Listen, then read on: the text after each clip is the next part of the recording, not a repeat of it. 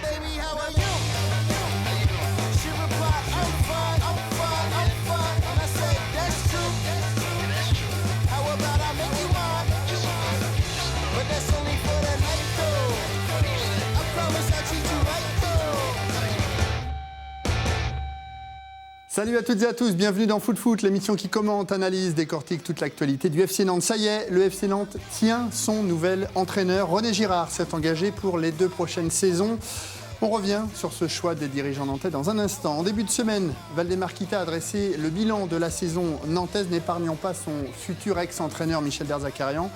Le technicien nantais qui nous a accordé un long entretien, retour sur sa dernière saison et sur cette fin d'aventure avec le club de son cœur. C'est la fin également pour notre invité. Après 3 saisons au FC Nantes, Johan Odel va quitter le club des Bords de l'Erdre.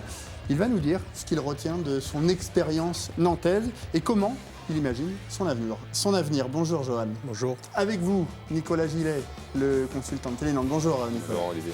Olivier Quin, Salut, consultant, ancien nantais également, et Julien Repère, journaliste indépendant. Bonjour Julien. Salut. On commence par vos coups de cœur, coups de gueule. C'est parti.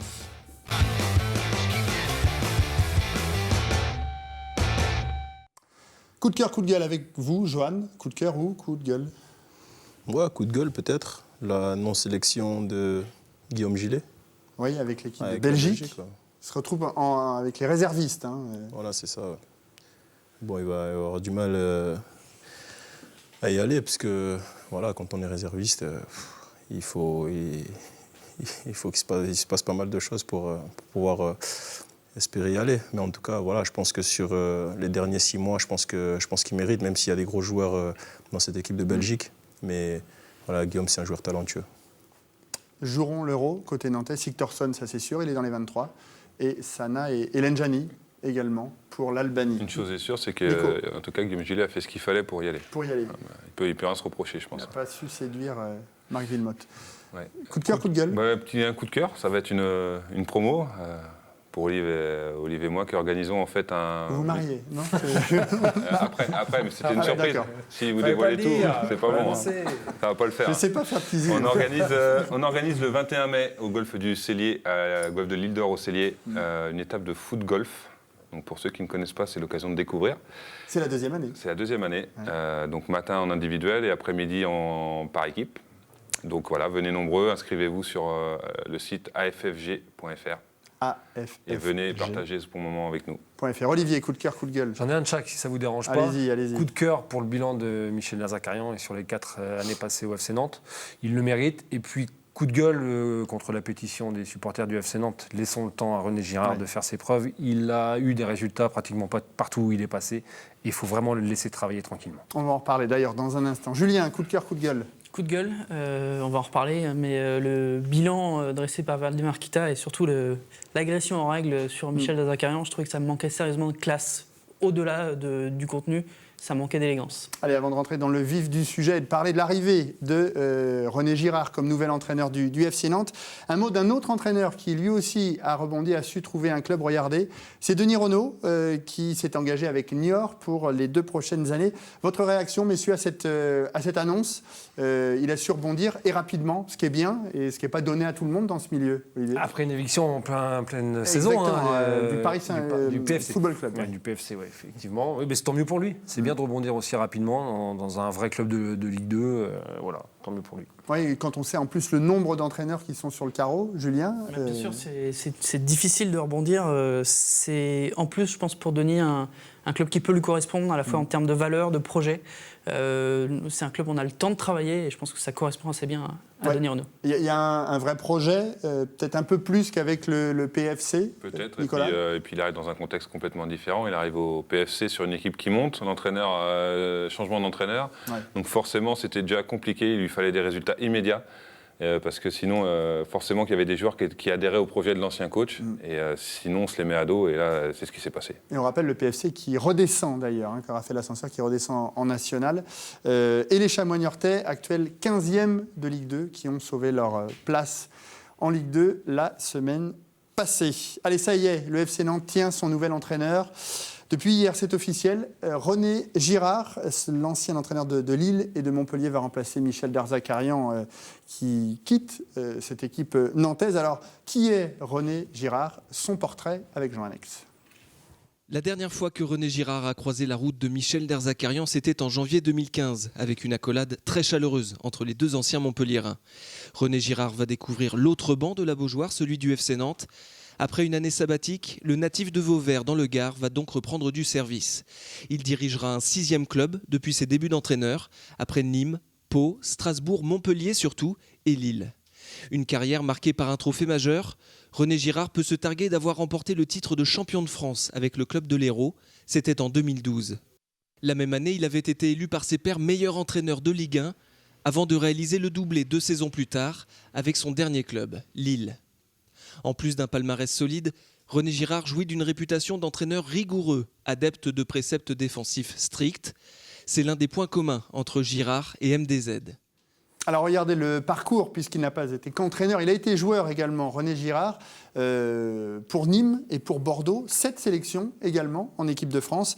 Et puis Jean le disait en tant qu'entraîneur, Nîmes, Pau, Strasbourg, l'équipe de France Espoir, Montpellier et Lille, avec un palmarès champion de France de 2012 avec Montpellier et meilleur entraîneur de Ligue 1 en 2012 et 2014. Alors on le sait, plusieurs entraîneurs étaient pressentis.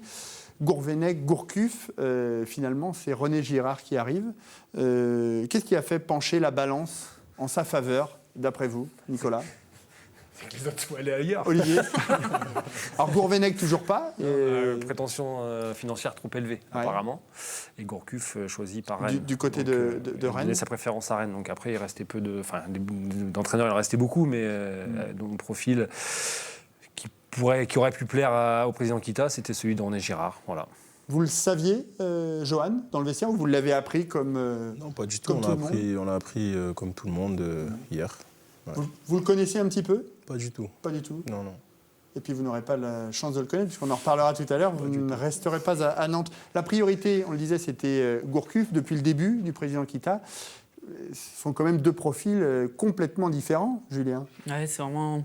C'est ça, Olivier parlait tout à l'heure de la pétition, et je suis d'accord pour dire que c'est très sévère et j'ai pas trop compris non plus. Le seul argument qu'ont m'ont posé certaines personnes qui soutenaient cette pétition, c'était que ce changement de profil était tellement radical qu'on pouvait se demander où était le projet et où était la cohérence. Entre Gourcuff et Girard. Entre Gourcuff et Girard, oui, tout à fait. Là, je suis d'accord. Mais après, aller chercher un profil qui ressemble à Gourcuff, il n'y en a pas beaucoup. Ouais. Il y a peut-être Gourvenec, parce que c'est un ancien de la maison et qui connaît le jeu, entre guillemets, le jeu à la nantaise. Mais derrière, il y a qui? Compliqué, oui. Olivier Quint, hashtag Olivier Quint. On l'a déjà fait celle-ci, on l'a déjà faite. Donc voilà, forcément, le changement de profil, il est radical.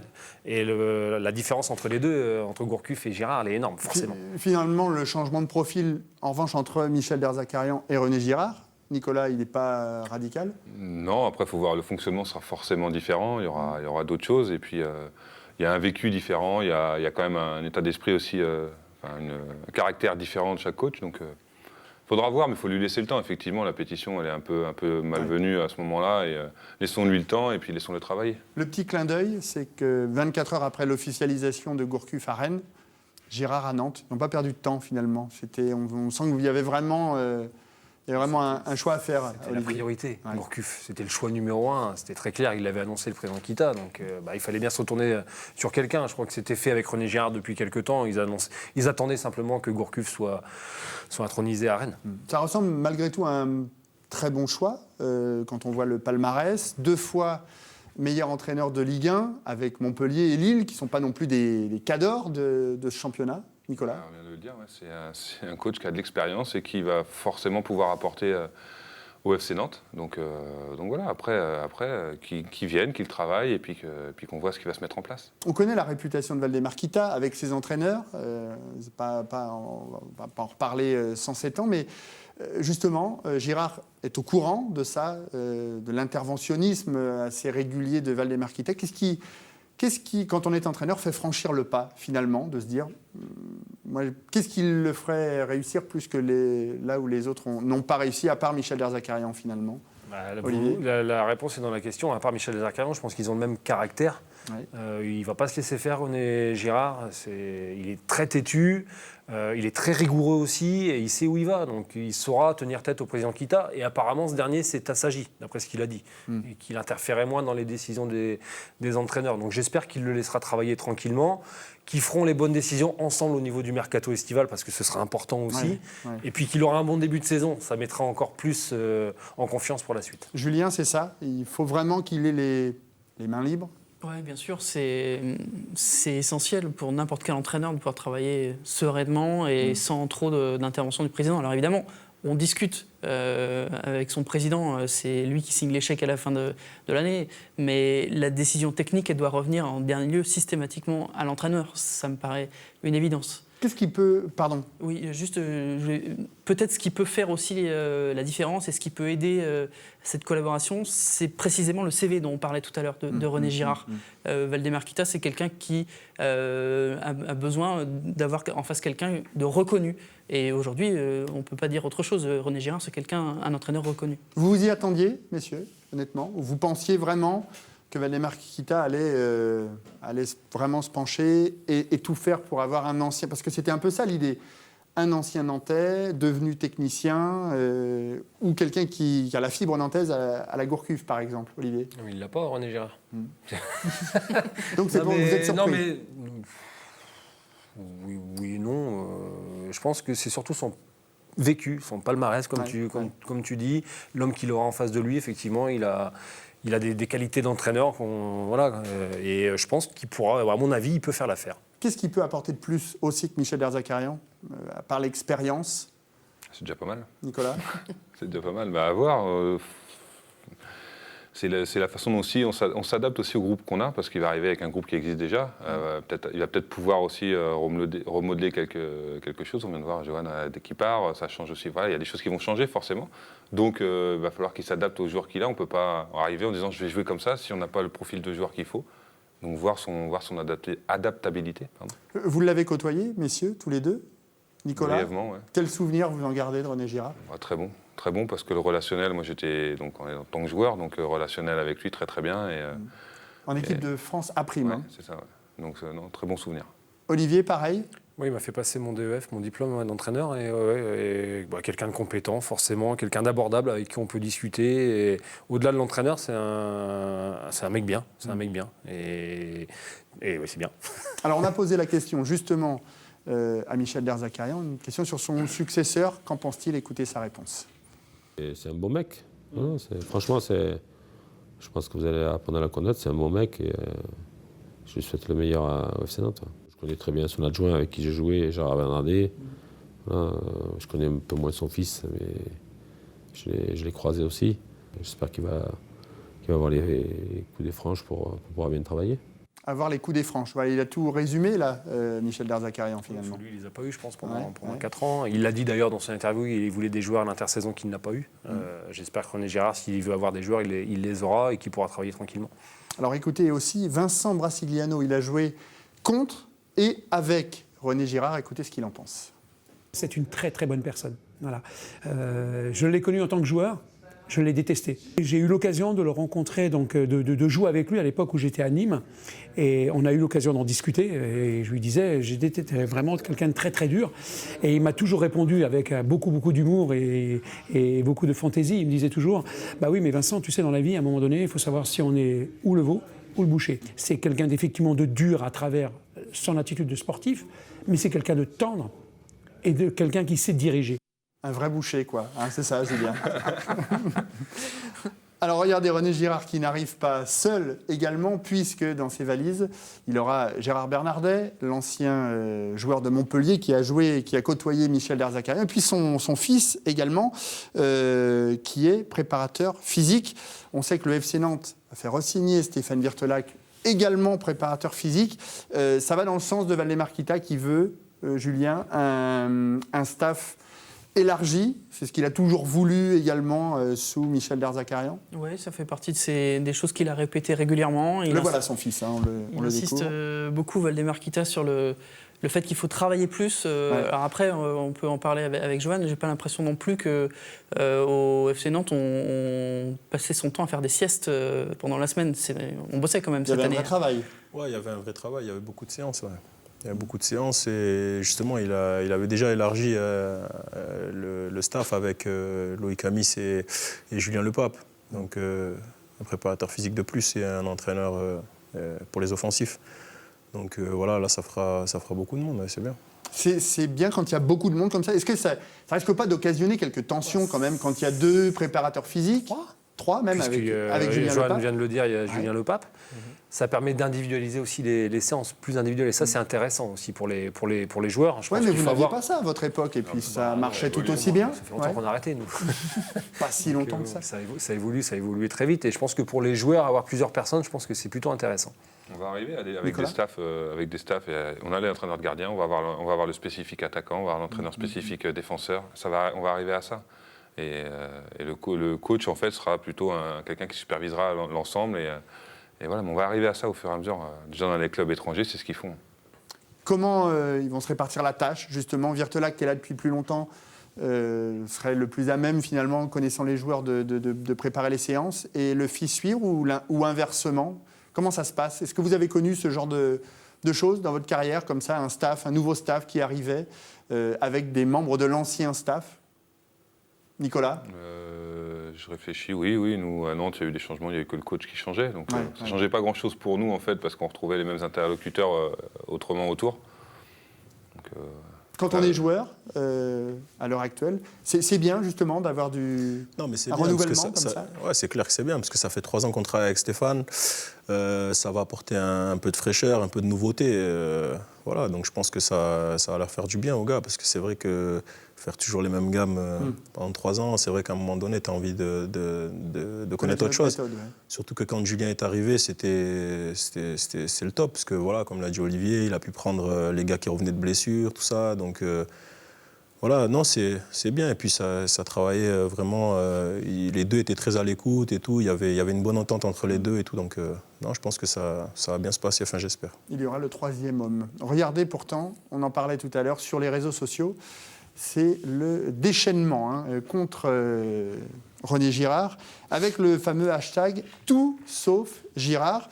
Alors qu'en pensent également les supporters rencontrés lors des entraînements à la Jonelière? Écoutez ces réactions recueillies par Cédric Manet, c'était hier matin à la Jonelière.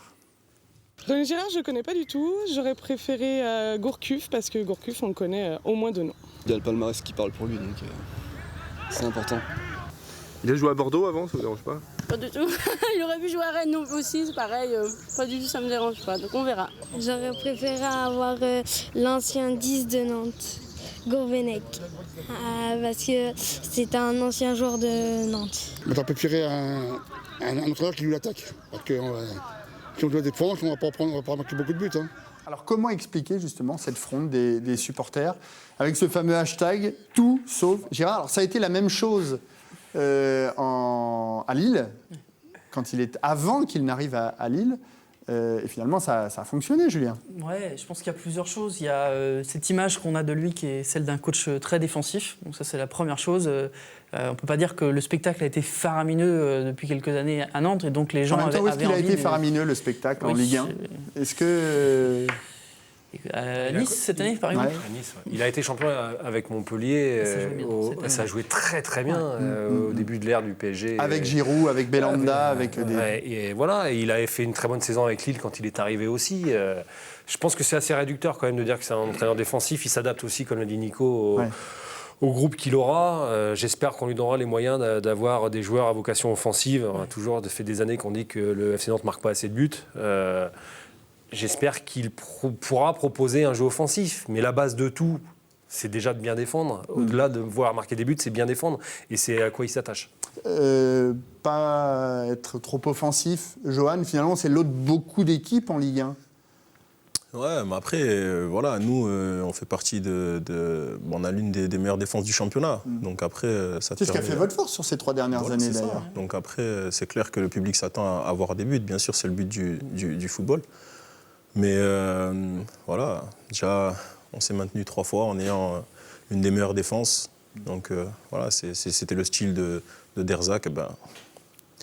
On s'est sauvés, donc voilà. Nicolas ? Puis bien défendre, c'est pas défendre devant son but, hein, forcément. Tu peux bien défendre en défendant assez haut. Ouais. Et voilà, ce qu'on a vu d'ailleurs défensifs. quelques fois cette saison à la Beaujoire. Et bien sûr. Et quand on arrive justement à récupérer ces ballons assez haut, c'est là qu'on est dangereux et qu'on se procure des occasions. Donc voilà, je pense que c'est quelqu'un de très organisé sur le plan tactique défensivement et puis aussi sur l'intensité qu'on y met. Donc voilà, après, ça dépend de la zone dans laquelle on veut le faire. Alors est-ce que ce désamour ne date pas de cette époque-là? Regardez, c'était au stade Marcel Sopin, un temps que les moins de 20 ans ne peuvent pas connaître, avec un but d'ailleurs de René Girard, c'était en Coupe de France. Bordeaux, à l'époque, était le véritable rival du FC Nantes, et René Girard était vraiment le joueur emblématique de ce Bordeaux de l'époque. Olivier? La majorité des supporters actuels n'étaient pas nés à l'époque. Oui, mais enfin, c'est... Non, je ne sais pas d'où vient cette fronde, c'est étonnant. Mais voilà. J'espère vraiment qu'au bout de 3-4 mois, les gens se seront rangés du côté de René Girard. La fronde, elle vient, comme vous l'avez dit tout à l'heure, elle vient du fait qu'il y a eu le nom de Gourcuff qui soit là et et tout le monde pensait que ça allait être ça et tout le monde s'est vu là-dedans et du coup le fait que ce soit pas Gourcuff, ça vient que de ça. Pessimiste ou optimiste, messieurs, pour l'avenir? Julien? À partir du moment où, comme tu disais Olivier, il y a des résultats assez rapidement dans la saison et où du coup Valdemar Kita ne se sent pas obligé d'aller trop mettre son nez dans les compos d'équipe, je pense qu'il y a moyen d'installer, de construire quelque chose d'intéressant avec René Girard. Olivier, Nicolas, Olivier? Ça dépendra de ce qu'on pourra lui offrir comme joueur à l'intersaison, de qui restera, qui partira et des recrues, mais plutôt optimiste. Non, mais pareil, plutôt optimiste aussi. On l'a dit, on le répète, pour ses qualités, je pense que ça peut prendre et ça va prendre. Johan, vous suivrez les résultats du FC Nantes la saison prochaine? Évidemment, bien sûr, parce que voilà, je garde quand même, je vais garder un bon souvenir de mes années nantaises. C'est un club qu'on ne peut pas oublier. Et puis voilà, j'ai beaucoup d'amis au sein du club, donc bien évidemment que j'espère qu'ils feront une bonne saison. Alors René Girard qui sera présenté officiellement mardi à la Jonelière. Alors avant cela, il reste une journée de championnat. Ce sera samedi, la 38e et dernière journée, avec un gros match pour des Nantais qui se rendront au Parc des Princes pour y affronter le Paris Saint-Germain. Des Nantais qui ont mal terminé malheureusement la saison à domicile samedi dernier en s'inclinant 2-1 face à Caen. Retour en images sur cette soirée ratée, puis on en parle juste après. La fête devait être belle pour cette dernière de Michel Derzakarian à la Beaujoire, mais samedi soir, elle a été gâchée. Sur le terrain tout d'abord, où les Canaries n'ont pas su se montrer aussi efficaces et volontaires qu'une semaine auparavant face à Nice. Très vite menés dans la partie après ce but de l'ancien Nantais Ronny Rodelin à la 5e minute de jeu, les Canaries allaient bien se créer quelques occasions par Salah ou par Bedoya, mais à chaque fois, un poteau ou une tête contrariait les offensives nantaises. Et juste avant la pause, ce sont au contraire les hommes de Patrice Garande qui allaient doubler la mise sur un pénalty transformé par Andy Delors suite à une faute de main de Valonga. Je crois qu'on aurait assuré une place dans le top 10 avec une victoire ce soir. Et ce qui manquait, ce qui a fait défaut durant une grosse partie de la saison, je pense, c'est où le centre n'est pas bon, où il n'y a personne à la retombée du ballon. Et c'est un peu dommage. Car la réduction du score nantaise à un quart d'heure de la fin par Bedoya n'allait rien changer au destin de cette mauvaise dernière soirée.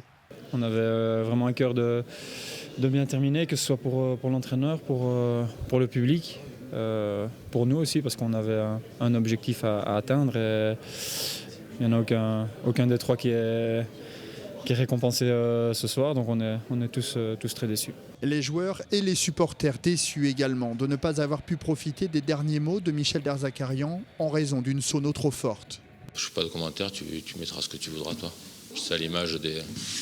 De dirigeants nantais qui auront dicté jusqu'à la fin le scénario d'une sortie manquée.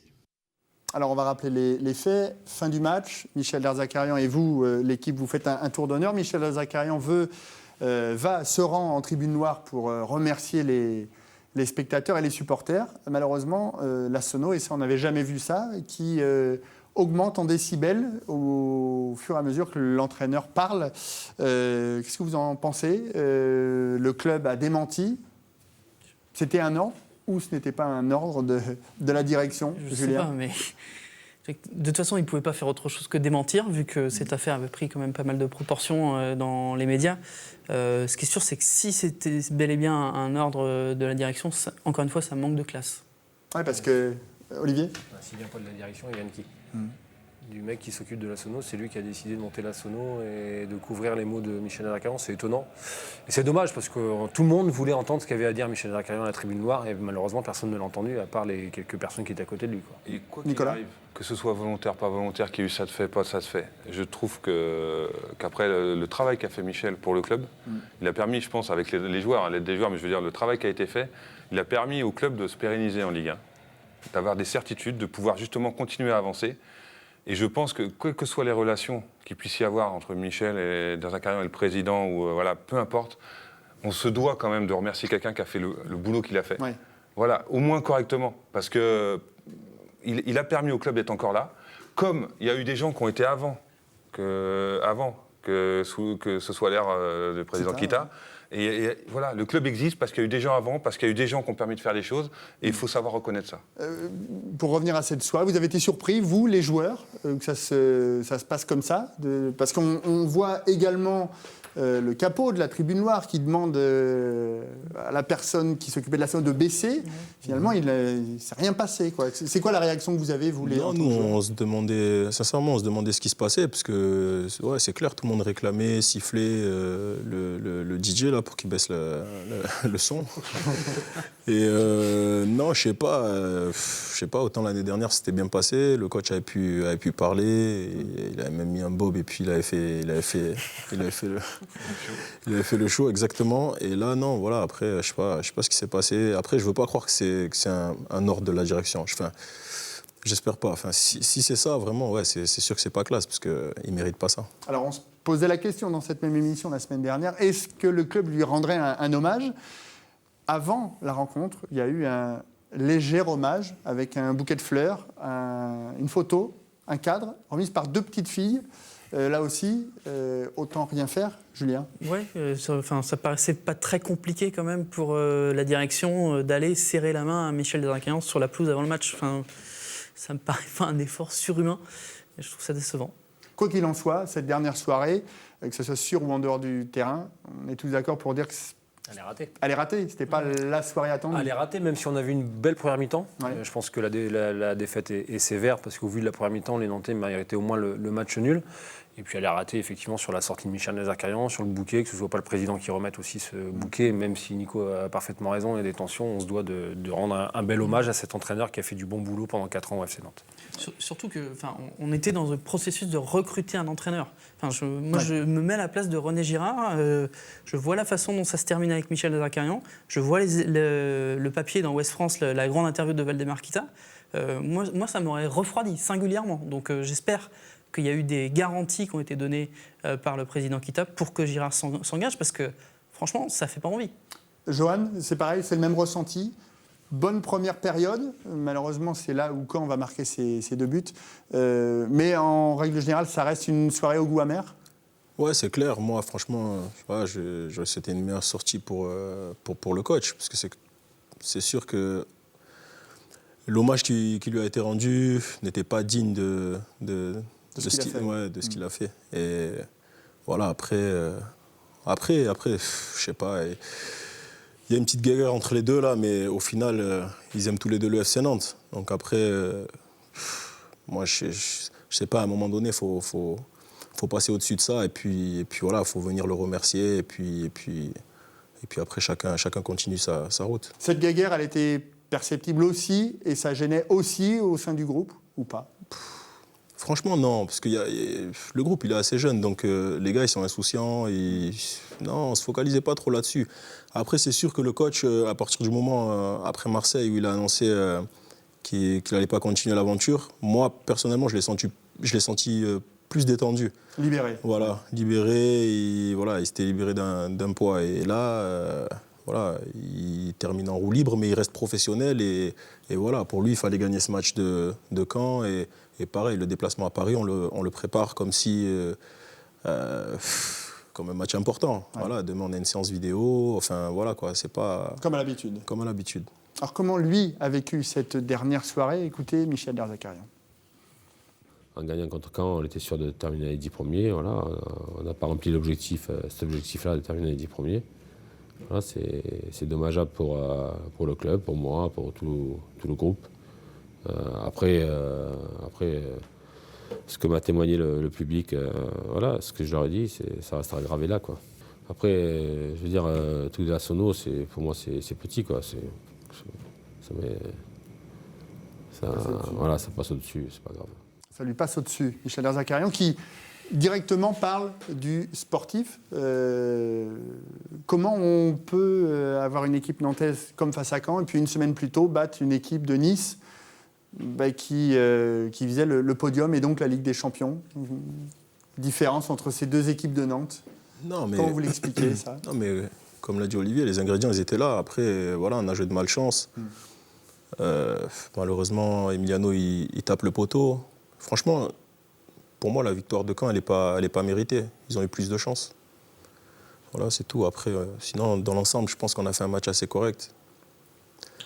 Je pense que la première mi-temps reflète un peu la saison. C'est que les Nantais ont fait une belle première mi-temps, se sont créés des occasions, mais une fois encore, n'ont pas été efficaces. Voilà, malheureusement. Et ça a été un peu le problème de cette saison. Les Nantais n'ont pas marqué assez. Alors, les occasions, elles sont là. Il y a de la maladresse, il y a de la malchance. Il y a un gardien en face, il y a les poteaux. Enfin, voilà, ça fait partie du foot. Mais ce petit ingrédient qui fait basculer un match d'un côté ou de l'autre, malheureusement, ça a fait basculer du côté de Caen. Et je rejoins Michel sur le sportif. L'objectif, c'était les 10 premiers. Ouais. En fonction de ce qui va se passer à Paris, ça peut faire 14e, si les deux autres gagnent et si Nantes s'incline. Et d'une saison qui pourrait être bonne, elle va être finalement moyenne. Parce qu'il y aura 5 ou 6 places en moins. Et il est attaché à ça, Michel, c'est normal. Parce qu'en tant qu'entraîneur, c'est pas pareil qu'on finissait 8e. Bien sûr. Que 14e. On va le voir, le classement, justement, on peut le voir rapidement, ce classement avec Nantes 12e, qui perd 3 places sur le coup, 2 places. Même 12e, c'est décevant. Ouais.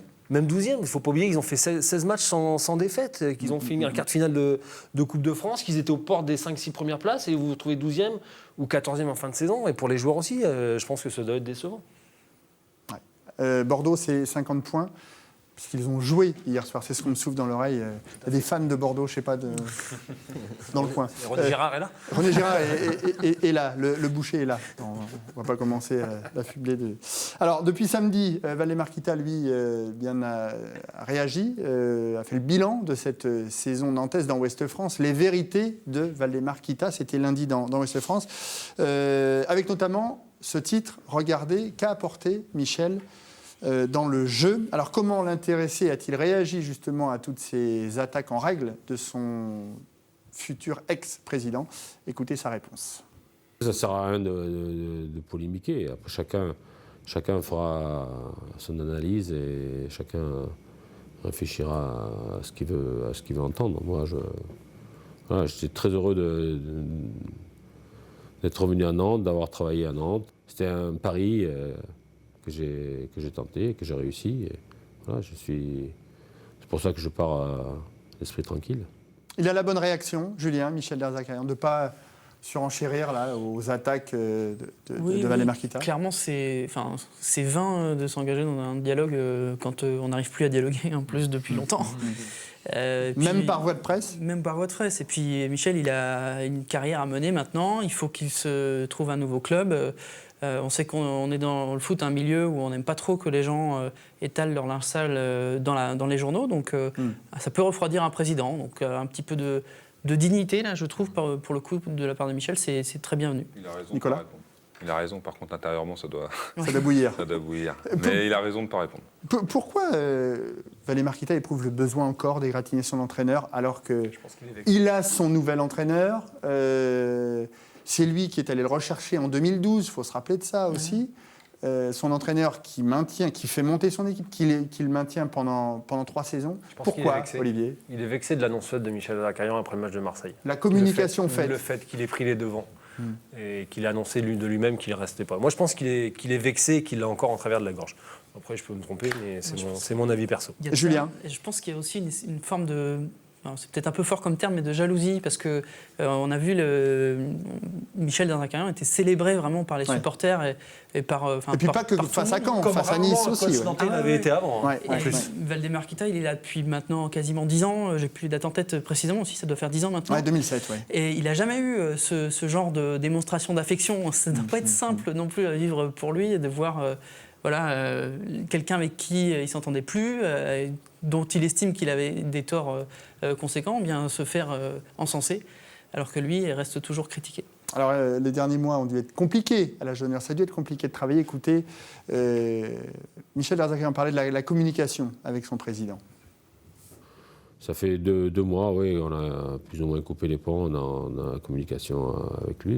Il m'a redonné une nouvelle chance et je l'ai bien saisi, j'ai bien fait ce que je devais faire et je pense que nos chemins se séparent, c'est tout simplement. Alors, les chemins qui séparent, vous seriez capable, vous, de coacher avec un président avec lequel vous ne parlez plus? Ça a dû être compliqué. C'est le cas, non, Nico? Non, ça va. Olivier?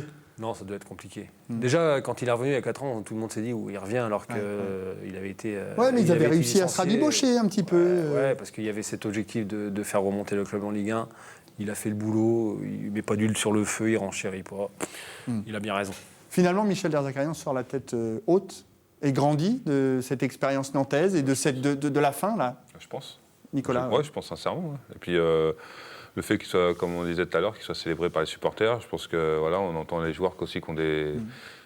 Certains joueurs, on ne peut pas dire tous forcément, mais qui parlent bien de son passage et qui sont contents de son passage. Et ben, c'est positif pour lui et il a raison de ne pas répondre. Il a raison sur ce qu'il a fait sur les années à Nantes. Voilà.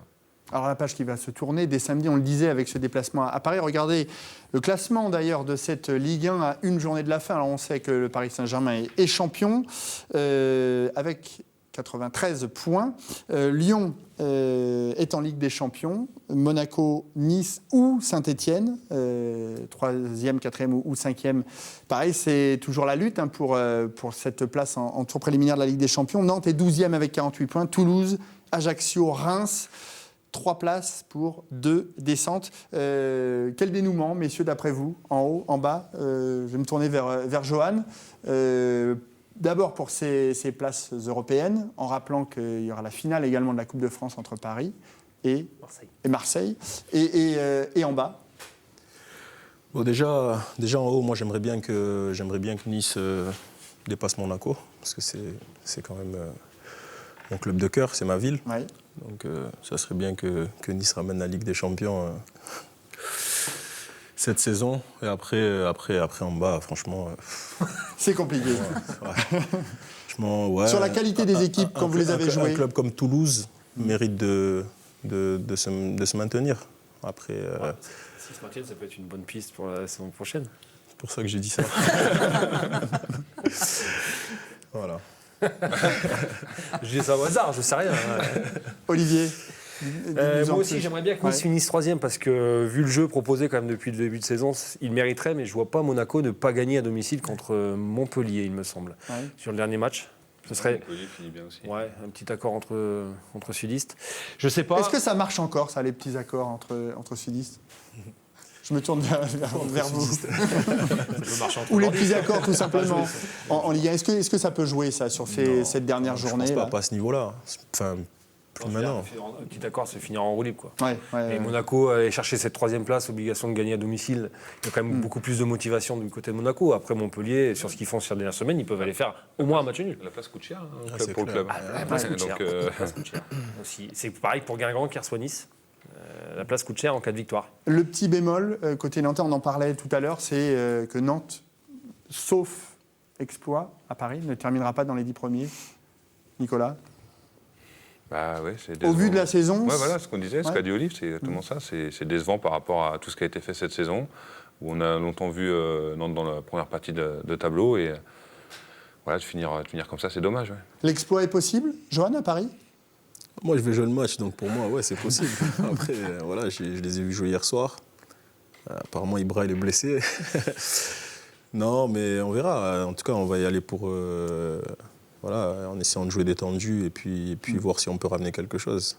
Regardez justement les autres matchs de cette 38e journée de Ligue 1, avec notamment un Saint-Étienne-Lille qui va valoir son pesant de cacahuètes dans la course à l'Europe. Et puis Toulouse qui ira chez le voisin Angevin notamment. Puis vous découvrez les autres, Lorient-Ajaccio, Reims-Lyon, qui seront également des matchs importants pour le maintien. Un petit pronostic pour Paris-Nantes. Johan. Non, moi je ne me prononce pas. Je crois pas. Nico. Malheureusement, je pense que ça va être compliqué de ramener un résultat positif. Donc, ce serait bien, mais Paris va vouloir finir le dernier match. Ouais. Olivier. Ouais, ce serait un sacré exploit d'aller gagner là-bas. Mais après, en football, tout est possible. Sur un match, il y a une finale de Coupe de France à préparer. Quelle équipe va mettre Laurent Blanc ? Voilà, ça peut peut-être jouer, mais ça va être compliqué quand même. Et Julien, pareil, très compliqué. Oui, clairement. Je pense que Paris va faire un match solide, à défaut d'être brillant. Et que, malheureusement, ils ont une grosse marge sur tout le monde dans ce championnat, pas seulement Nantes. Alors après ça, quel avenir pour Michel Derzakarian ? Mais justement, on lui a posé la question. Écoutez sa réponse. Tout m'intéresse. Après, tout dépend le projet qu'il peut y avoir. J'ai envie de travailler dans un club, bien sûr, qui a des ambitions. Après, ça peut être des ambitions en Ligue 2, ça peut être des ambitions en Ligue 1. Mais ouais, je ne pense pas que je m'orienterai sur une sélection où j'ai envie de travailler au quotidien. Et l'exotique aujourd'hui, je ne suis pas pressé pour l'instant. Non. Il a 53 ans, Michel Derzakarian. Il a encore de la marge avant la retraite. Quoi qu'il en soit, il va rebondir pour vous. Parce qu'on sait que le marché, là aussi, on le disait tout à l'heure, il y a beaucoup d'entraîneurs au chômage. Oui, il y a eu déjà, et puis ça ne bouge pas pour l'instant. Peut-être que le sort de Jardim pourrait jouer ce week-end, à Monaco, 6 mois à Monaco, et puis derrière, après le jeu des chaises musicales, ferait qu'il y a des postes qui se libéreraient. Je verrais bien Guingamp, moi. Ouais. C'est un club fait pour lui, je pense. Julien, oui. Il va rebondir, Michel Derzakarian ? Je pense qu'il va rebondir. Il l'a dit après le match, excusez-moi, je vous coupe, je suis encore prêt pour repartir au combat, pour retrouver un banc. Je pense que c'est quelqu'un qui a encore beaucoup envie, et puis c'est normal, c'est encore un relativement jeune entraîneur. Il est chez les pros depuis 7-8 ans maintenant. Ouais. C'est tout à fait correct. Et je pense qu'il va rebondir, ouais. Et effectivement, Olivier parlait de Guingamp. On peut très bien imaginer Puel à Monaco, Gourvenec à Nice, et du coup Michel Alors on lit aujourd'hui dans l'équipe Puel à Bordeaux aussi. Bordeaux serait intéressé. Là aussi, il va y avoir un jeu de chaises musicales. Bordeaux cherche un entraîneur, c'est sûr. Ce ne sera pas ramé. C'était juste une mission. Donc effectivement, ça va commencer par là. Donc après, ça va bouger forcément. Quel challenge vous le verriez relever, Michel Derzakarian ? Je ne sais pas. Il a dit, il a parlé de Ligue 2 en première. Ouais. Donc ça pourrait être aussi ça, parce que il voit bien qu'en Ligue 1 aussi, tant que ça ne bouge pas, ça paraît compliqué. Donc je pense qu'il a déjà pensé aux pistes Ligue 2. Mais s'il ne rebondit pas maintenant, il a en tout cas le profil pour pouvoir rebondir à un moment ou à un autre. Rapidement. Oui, par rapport à ce qu'il a fait avec Nantes, forcément. Besoin de souffler peut-être aussi un peu, après les 4 années c'est assez... Il n'a pas l'air d'en parler. Il dit clairement qu'il veut continuer, donc je pense qu'il va enchaîner. On suivra tout ça dans les semaines à venir. Le feuilleton n'est pas terminé. Alors pour terminer justement ce numéro de Foot, on va faire un focus sur notre invité, Johan Odel, qui a connu une fin de saison particulière. Je voulais revenir sur ce match de Reims le 9 avril dernier. Vous sortez, vous vous blessez au mollet. Et regardez ce que dit Michel Derzakarian juste après. Non, c'est plutôt vous. Michel Derzakarian dit que la saison est terminée pour vous. Et vous répondez, non, je crois que ce sera plutôt 15 jours, la saison n'est pas terminée. Qu'est-ce qui s'est passé exactement dans la com, là, entre lui et vous ? Qu'est-ce que... Non, c'est qu'il avait raison, j'avais raison, parce qu'on a 2 docteurs. Et donc lui a consulté le doc Rio, et le doc lui a dit que c'était quasiment mort pour moi, et moi j'ai vu l'autre. Voilà. Et les 2 médecins ne s'étaient pas rencontrés. Voilà.